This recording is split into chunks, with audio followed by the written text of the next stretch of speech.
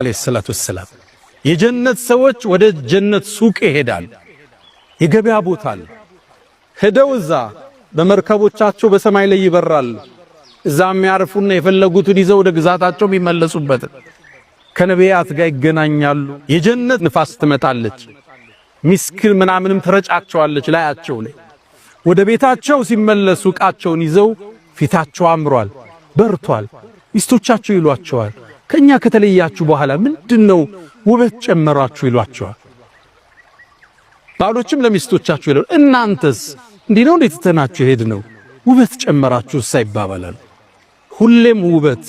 ሁሌም ደስታ ያ ደረጃችን ይለያየን አላህን አንዴ ብቻ የሚያየዋል ቢሊየን አመት ሲኖር በየአመቱ አላህ የሚያይኖራል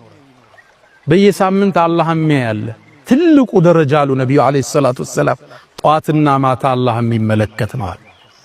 አላህ ከደጋግ ባሮች አድርገን